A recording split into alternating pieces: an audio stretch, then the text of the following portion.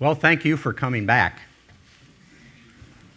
What I'm going to do this morning is I'm going to weave a little bit of a personal story as well as some hope for you as an audience of what you might get from this session. So I would ask you, how well do you think you know your place? Now, place here, I'm talking about geographical place. So as a test to see if you're all awake now, how many people have moved 5 times? Raise your hand.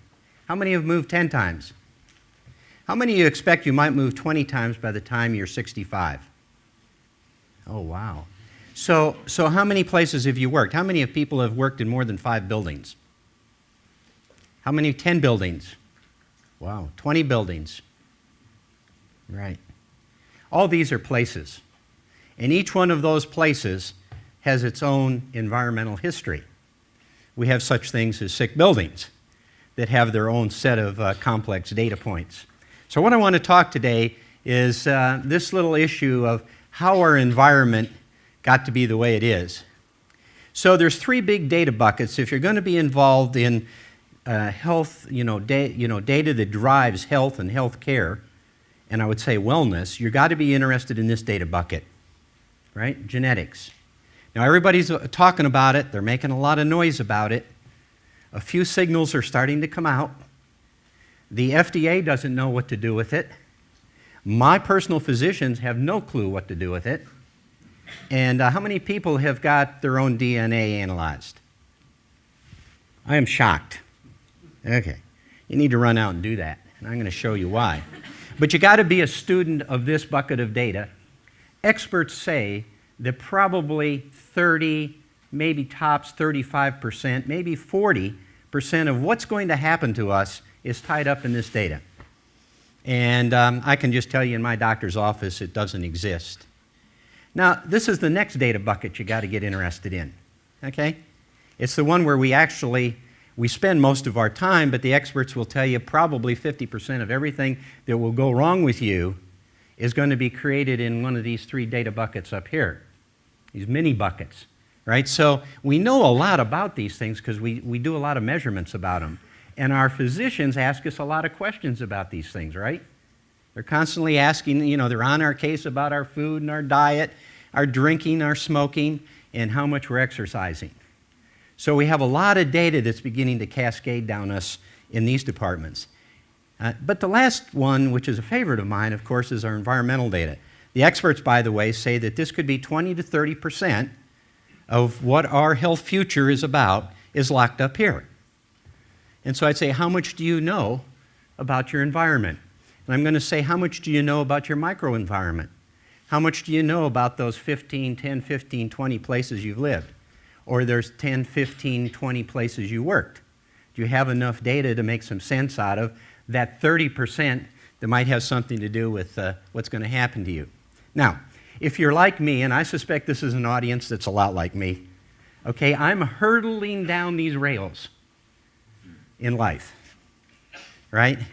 I know there's risk ahead, right? But I don't have a lot of help. There's not many signals, there's not a lot of crossings, and I'm going as fast as I possibly go. We were talking at dinner last night, somebody that's got so many frequent flyer miles, I won't even embarrass him. I mean, it's amazing. He's like an alcoholic, but he's on airplanes, and he's flying, and he's got all the perks and everything. But the one thing for sure I told him he's probably going to have deep vein thrombosis, and he's also going to be sleep deprived. And that one presentation this morning probably confirmed that. So here's what happened to me. I had a train wreck. My train got off the tracks. And it got off the track because, well, here's my theory. These are all the places that I lived. All right, so for those that might have some sense of the U.S., the column piles are burning heaps of slag coal that's not used or sold to anybody, but piles up in mountains, and then it catches fire, and then it produces noxious gases and so forth. So my little tiny lungs, as a little tiny kid, for 19 years breathed that kind of air. The point I'm trying to make is, in every one of these places, I had a compromised environment. But each time I moved, I thought I was actually improving myself. I was economically improving myself, while I also killed myself. or nearly killed myself. So this is a map done by Dartmouth, which is similar to a lot of the maps you're beginning to see all over the world that's pointing out the geographic variability of health, cost, wellness, and disease. So here in the UK, you have the wonderful work of a group called RightCare. So if you're not familiar with that, write it down and Google it, look it up, RightCare. And then the BBC did a great series here on Monday, I believe, that had to deal with about 14 diseases from the Imperial College, all with interactive websites. So go check those two things out and you'll see hundreds of maps that will fascinate you in what you might do with that data. So this data is who has AMIs.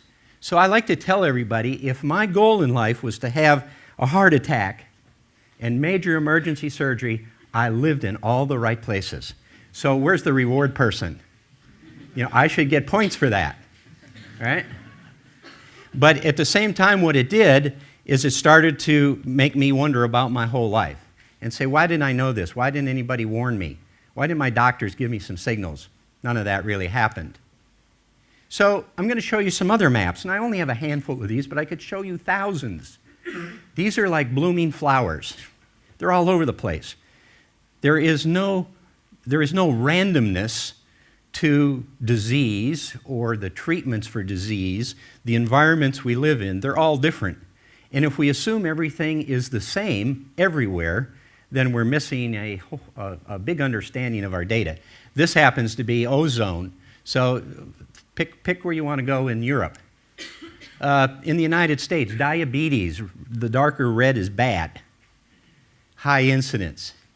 There's no wonder the CDC is located in the center of Georgia, right? How about this? This is the tick beetle. This is the one that brings you Lyme disease. So, you might plan a vacation around that. And if you think that it's all alike and you can get Lyme disease anywhere you wander in France, well, that's probably true, right? Here's pesticide runoffs. We heard a little talk this morning that dealt with Parkinson's. This is one of the environmental factors in Parkinson's research, is the proximity to agricultural runoff and pesticides. So is that random? Are there decisions you might make? Or if you're a physician, are there questions you might ask if you knew a patient lived on the edges of some of that and had some idiopathic, that's what physicians love that word, idiopathic. You're stupid and so am I. Here's a most recent map from the Dartmouth people who really pioneered the work of geographic variability around the world. And this is physicians who continue to prescribe to seniors about 100 different kinds of medications that are potential risk kill, they're going to kill people. And so the darkest red is where they continue to write these prescriptions in high volume. And I would ask you, the lightest colors are the safest place to be. Would that influence your decision about where you might move? It might affect your decision if you're a policymaker of where you might spend some time and money trying to fix some problems, right? That's a cultural issue, isn't it? And it deals with the training of physicians and the practice of medicine. This is something hardly that we as consumers can really mess with easily. So we need some help from governments who pool this data and aggregate it and give us maps like this. Now, how does this all work? So one of the things that is pretty obvious in health is that we have not connected all those dots. We haven't connected the layers of data that people have spent their lifetime creating. So in each one of those layers, there's whole communities, there's whole industries who specialize in that kind of data. And the thing that's missing is they've not connected it, and they've not used geography as the least common denominator to put this information together for your benefit and the benefit of the people who take care of you. So we're trying to move from this era where we talk about public health. This is my view of public health. Oh, great, we got this picture of this whole community, and there's people in there. We don't know really what's wrong with them, but we can generally say something about them. Okay, so that's the old days. Now I say, well, this is where most of us want all this data to really do something, right in front of our practitioner. The problem is, I need myself to staple this data together. And I mean staple it together. Most of it's on paper. Some of it's digital, but I have to put it together, from digital sources and create the paper and staple it together and go talk to my physicians about the relationship between the public health knowledge that's generally known and my specific personal health information, which I'm going to share with this physician in a very intimate kind of thing. So it's not being disrespectful to these camps who have created this information.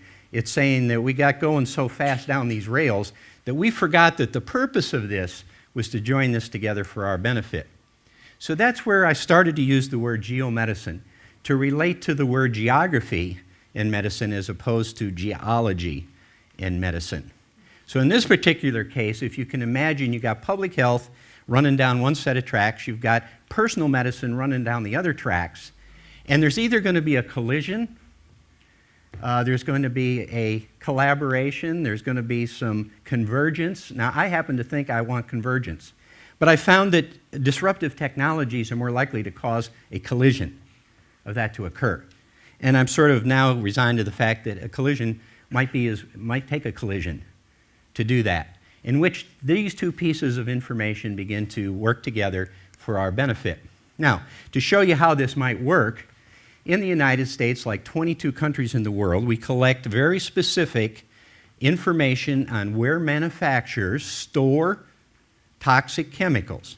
Now, these are chemicals that are released into the ground, into the water, through wells, and up smokestacks. In the United States, they've collected this data for 26 years, and they measure it in pounds, except dioxin, which they measure in ounces. And these are the top 100 winners over the last 26 years. Are you familiar with any of those dots? People are familiar with the United States? You got friends and relatives in some of those dots? Right? The biggest dots could be 145 million pounds of material, and the smallest dots are like 8 million. So it's a significant amount. And the important thing is, see the word up there? They're carcinogenic, declared by the NIH. Okay, so that's kind of interesting. So let's go to somebody else who worries about hydrology and say, where are the major waterways in the United States? So now we have the waterways. Anything sort of like coming to your head now? And then we go to the hydrologist and we say, give us the aquifers, give us those underground reservoirs where most of us get our drinking water, and let's see how that begins to look. I think you're getting the picture, right? Now, I'm not saying there's causality here. I'm just saying that there's proximity. And proximity is on the road to association, and association is on its way to causality. And at some point, you and your physician have to be practical. You can't be doing a research project on every physician office visit. So my suggestion is we need a different piece of equipment. Now, I use this example because it's the most complex instrument that's always fascinated me as a kid. When I got in that machine, and after about 15 minutes of the doctor saying to me, is this better? Is this better? Is this better? I have no idea if it's better or not. I'm sure they're laughing out loud, right? They're saying, oh, I haven't changed it, and the guy's telling me it's better, Well, the point is that all these knobs and dials, okay, are pieces of our data empires that we have built. And somehow we have to get the patient to begin to reflect on what that vision is about. And one of them says that if I know your street address, I can almost predict your health status. Now, isn't that something? If I just know your street address. How many doctors have you gone to that have asked you, among that personal identification questionnaire, have asked you for all the places you've ever lived or ever worked and wanted to know the addresses? Anybody had that experience? I don't see a single hand. So I would ask you, if you're a physician, if you believe the environment is important, why wouldn't you ask your patients a little bit about their history, their place history? Okay. So what we've done to help people understand how to do this, we built an app called My Place History. Now, it only has data for the United States, but it'll work in the UK, it'll work in about 20 countries, where there's address programs already in place. So if a place in the world has a street address, it's pretty likely they're going to have a program that's going to take a piece of data, run it through a computer, it looks at this address and puts a latitude and longitude on it. Okay, it's called geocoding. And we built this so in the United States, if you have an address, you can put it in, and you will get this kind of report out. Now, if you're a physician, you don't have time to do research projects, do you? And so this is my life, and you can see how long I was exposed and what the risk level is. So most physicians, what are they going to do here to be practical? What dots are they going to look at? The red, green, or the orange? Well, they're probably going to go to the red, right? And they're going to ask me some questions about where I lived. How close did you actually live to that polyvinyl chloride factory? You know, how close did you live to the sulfur dioxide? Right? It's going to be a diagnostic tool that is simple as a blood analysis. And I'm only asking two things of the healthcare industry. One of them is to tell the physicians about this, which is the job of medical schools. And the other one is to make sure that while we spend all this hard-earned money on building electronic health records, we stick a place history in it, that we have pieces of information in there that will serve you your entire lifetime. Because what if they found out that you were born and raised on top of a toxic dump 30 years ago? You don't know it, you moved from it, but researchers just found it. Well, if you have one of these place histories, the place history can run out there and say, oh, I just found a piece of data for that particular location that's relevant to you. So this is the disruption. So we're about to see the deprofessionalization of public health. And it's called Citizen Epi. And I, for one, are probably the early members. And again, they've done a lot of great work, but now you know what? The data's out there. I have my data. I have some of everybody else's data in generalized form. I have tools. I have analytical tools on the web. They're free. I have enormous horsepower in my computing ability. Guess what I'm going to start to do? I'm going to start to do my own research, and I'm going to make decisions. And so we have the era of the Citizen Epi. Here's my life. Tell me what we're going to do with it. Here's my health scores from the public health industry. Here's my DNA from 23andMe. I don't know anybody yet who's incorporated this kind of information in any kind of useful way for the use of a patient or a physician's, to help inform a physician. I've already had 3 out of those things on the right. I've already had them. It's too bad this test didn't exist, 15, 20 years ago.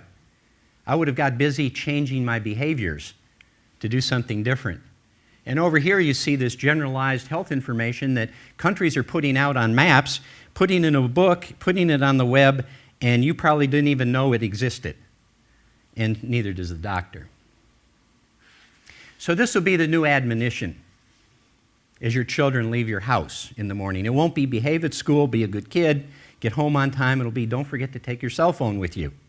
Because these cell phones are going to be so equipped with most of the monitoring and sensory equipment that you can imagine that if you're interested in the health of your children, you need to make sure they have a cell phone. And that's true for adults. A comment about the pipes we have to build. We can't continue to fill that kind of bucket. And by the way, the stream of water coming out is going to totally overwhelm us. So something has to change in our plumbing. I see very little effort to change what I would call the size of the bucket or the ability to receive streams that are 10 times as large. Because this is the analysis we have to get to. It's complex.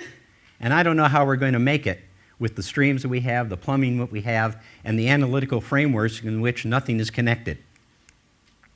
So if your job is to pick out the blue tarps in this picture, can you do that right now? The blue tarps? And do it in a hurry now. Okay, did you see that? Okay, so it leaves me to want to say to you in my final slides, it really depends on what you think you're building. And if this is what you're building, you want a small vacation home on wheels that you can take anywhere, that's one thing. Make sure you have this in your mind's eye when you start to build your IT, when you begin to think about the data that you need. But you also might want to build something like this that's going to meet the needs of a whole family for a lifetime. And you're going to have many rooms. It doesn't look very pretty, but it's very functional, and it'll do the job. Make sure you have in your mind what you're actually building. You all have many forks in the road. There's not a fork in the road. The only danger here, you'll be run over before you can get your forks picked up. Okay? If you want more resources, just the easiest way is just to put into your search engine geomedicine. It will take you to these pages, and you can get an ebook, you can get a video, you can get that application I'm talking about. You can also get an iOS application, but that's a PC application. So, there we have it. You're either catchers or jumpers. And you only have a few times to screw this up, right? You been there? Done that? Okay? You mess this up, and the very data that you hope will be the answer to your prayers, nobody will trust. So while you go down this road thinking about big data and how you're going to analyze it and the pipes and everything, don't forget this thing of jumpers and catchers, is that if you don't build trust in those data and the understanding of that data that you produce, then there's going to be low trust and people aren't going to do what you want them to do. Thank you very much.